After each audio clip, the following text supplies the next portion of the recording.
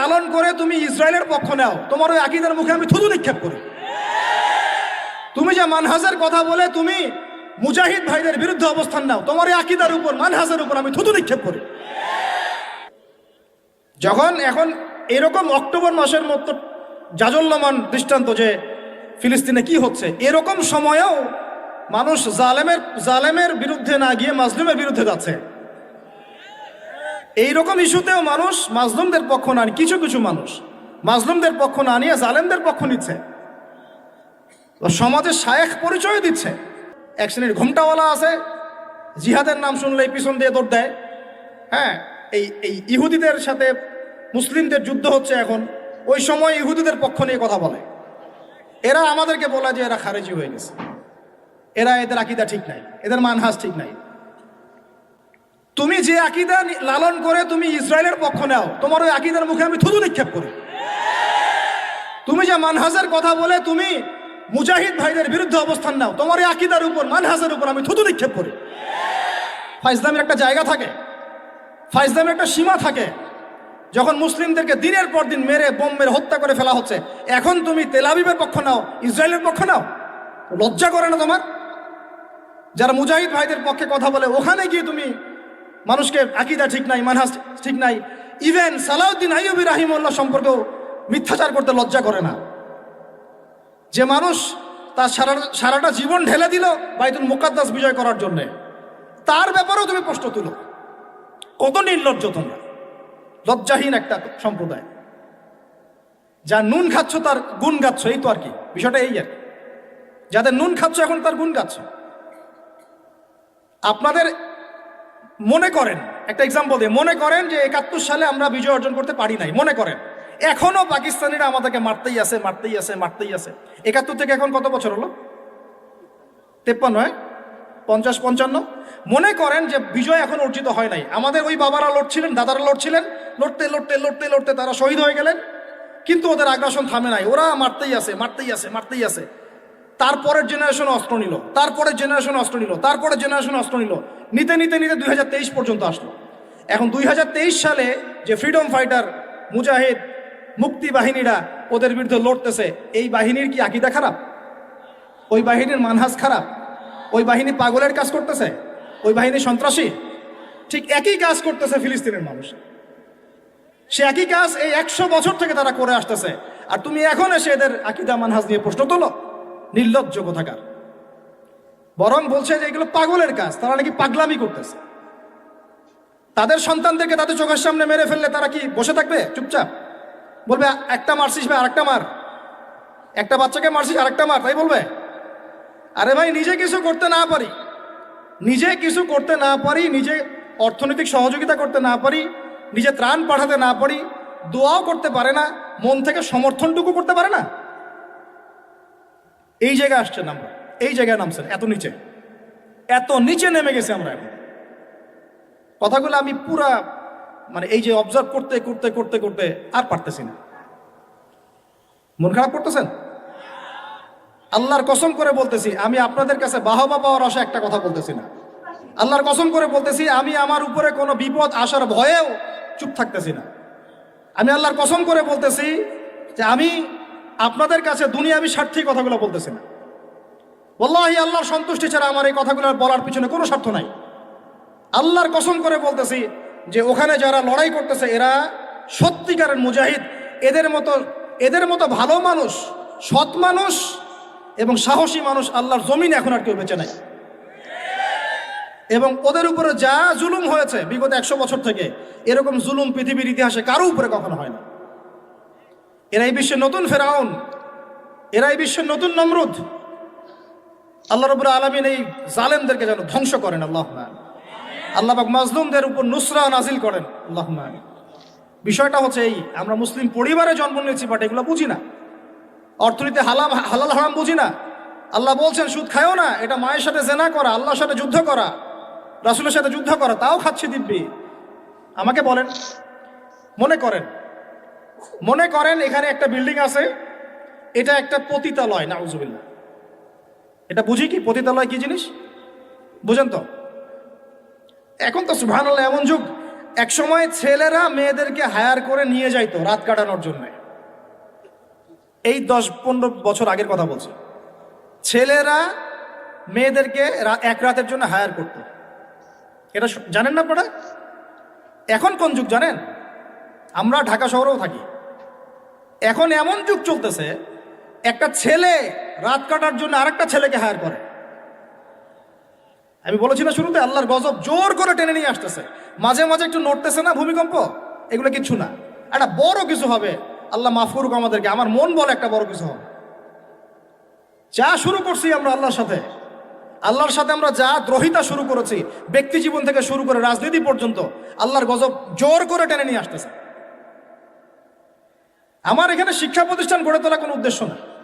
আমার উদ্দেশ্য হচ্ছে আপনাদের মধ্যে আকীদা আমলের পরিবর্তন আসুক, বুঝ আসুক, ওয়ার্ল্ড অ্যাফেয়ার্স সম্পর্কে বুঝেন, ব্যক্তি জীবন বোঝেন, সুন্নত বোঝেন, তাওহীদ বোঝেন, শিরক বোঝেন, হালাল হারাম বোঝেন, ওয়ার্ল্ড অ্যাফেয়ার্স বোঝেন, অর্থনীতি বোঝেন, সামনে কি হতে পারে এই বিষয়ে সচেতন থাকেন, সেইভাবে জীবনটাকে ঢেলে সাজান। এটা উদ্দেশ্য। আলিফ বা তা পড়ানোর উদ্দেশ্য না আপনাদের। এটা বাসায় পড়তে পারবেন যে কোনো হুজুরের কাছে। শিক্ষা নিয়ে আমি কিছু কথা বলে শেষ করে দিব, তার আগে আমি বোঝানোর চেষ্টা করতেছি। আল্লাহর কসম, আমরা লা ইলাহা ইল্লাল্লাহ কালিমার মর্মই বুঝি নাই। কোন কালিমা পরে মুসলিম হয়েছি আমরা? এখন এই যুগ চলছে। মনে করেন এরকম অনেকগুলো পতিতা মেয়ে একটা জায়গায় থাকে, মানুষ ওখানে গিয়ে রাত কাটায়, এটা বলে পতিতালয়। এখানে কেউ ম্যানেজার, এখানে কেউ আগিয়ে দেয় দালাল, এখানে কেউ দরজা দাঁড়িয়ে থাকে সিকিউরিটি গার্ড, এখানে কেউ মনে করেন রেজিস্টার নেয় লিখে। বুঝতে পারছেন? এরকম একটা সিস্টেম চলছে। মনে করেন এখানে, আল্লাহ না করুক, এখানে একটা কিছু আছে। তো এখন এই প্রতিষ্ঠানে যে ব্যক্তি লিখে, এই পতিতালয়ে যে ব্যক্তি পতিতাদের লিস্ট করে, কি করে? ওই ব্যক্তি দাওয়াত করলে আপনি দাওয়াত খাবেন কিনা বলেন, আমাকে বলেন। ওই ব্যক্তি আপনাকে খাওয়ার দাওয়াত করেছে, আপনি খাবেন কিনা? ওখানকার ম্যানেজার, যে ওটা ম্যানেজার, পতিতালয় ম্যানেজার, যে সে ম্যানেজ করে কার পরে কে যাবে, কাস্টমার আসলে ডিল করে, আপনি ওই ম্যানেজারের বাসায় খাবেন কিনা বলেন? আর কেউ আছে ওখানে পতিতা, সে আপনাকে ইনভাইট করেছে, খাবেন কিনা? আর একজন ব্যক্তিকে আপনি স্পষ্ট দেখলেন, সে সেখানে ঢুকলো, কাজ করলো, বের হইল, ওর বাসায় খাবেন কিনা? এখন হাদিস শোনেন, এবার হাদিস শোনেন। নবী সাল্লাল্লাহু আলাইহি ওয়াসাল্লাম বলেছেন, বলেন সাল্লাল্লাহু আলাইহি ওয়াসাল্লাম, চার শ্রেণীর মানুষকে আমি সমানভাবে অভিশাপ করে গেলাম। আমার সাথে বলেন তো কি বললাম? আরো জোরে বলেন। 4 শ্রেণীর মানুষকে আমি সমানভাবে অভিশাপ করে গেলাম। 1, যে ব্যক্তি সুদ খায়, 2, যে ব্যক্তি সুদ দেয়, 3, যে ব্যক্তি সাক্ষী থাকে, 4, যে ব্যক্তি লিখে রাখে। আর নবীজি বলেছেন, 1 দিরহাম সুদ যে খায় সে যেন 36 বার জেনা করলো। এখন বলেন, আপনি সারা জীবন পড়াশোনা করে যে জবটার পিছনে ছুটছেন, আপনার জবটা এর মধ্যে পড়ে কিনা? আমি কি বুঝাতে পারলাম? এরপরেও যদি না বোঝেন, আর কিচ্ছু বলার নেই। ছোট্ট একটা হালাল ব্যবসা করেন, ছোট্ট একটা হালাল কৃষিকাজ করেন, মাথার ঘাম পায়ে ফেলে খান, একটা বই লিখেন, বই লিখে হাদিয়া নিয়ে জায়েজ আছে, সমস্যা নাই। অথবা আপনি মাদ্রাসায় পড়ান, মাদ্রাসায় পড়িয়ে আপনি মাসিক অনারিয়া নিতে পারবেন, সমস্যা নাই। বা সরকারি কোনো জব করেন, সৎ থাকেন, দুর্নীতি করেন না, ঘুষ খায়েন না, যতটুকু সরকার দিচ্ছে নিয়ে নেন, ব্যাস, ঠিক আছে, কোনো সমস্যা নাই। মালের যাকাত আদায় করেন, যার যার হক তাকে তাকে দেন, ইনশাল্লাহ কোনো প্রবলেম নাই। আল্লাহর দোহাই লাগে ভাই, সুদের কাছে যায় না। আল্লাহর দোহাই লাগে ভাই, কিসের কাছে যায় না? আমার সাথে বলেন, আমরা সুদ থেকে তওবা করতেছি। হে আল্লাহ, আমরা সুদ থেকে তওবা করছি। হে আল্লাহ, আমরা শিরক থেকে তওবা করছি। হে আল্লাহ, আমরা বেদাত থেকে তওবা করছি।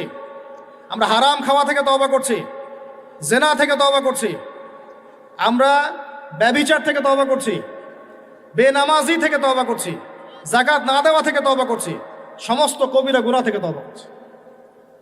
অটল থাকতে পারবেন তো ইনশাল্লাহ? যদি ওয়াজ এক কান দিয়ে ঢুকে আর এক কানে বের করে দেন, আমার এখানে আসাও মূল্যহীন, আপনার এখানে আসাও মূল্যহীন। এই আয়োজনের কোনো মূল্য থাকবে না। বরং কালকে আমাদের মাঠে এই মাটিটা যেখানে বসে আছি আমরা এখন, এই আমার চেয়ারের নিচের মাটি, আপনার বসার স্থানের নিচের মাটি, আল্লাহর কাছে অভিযোগ পেশ করবে। এইখানে এই আলোচনা হয়েছিল, তারপরেও তারা সংশোধিত হয় নাই। আর আমার জন্য আরো বড় বিপদ, দোয়া করবেন যেন আমি এই বিপদ থেকে নিজেকে রক্ষা করতে পারি। যা বলেছি তার উপরে নিজেকে আমল করতে হবে।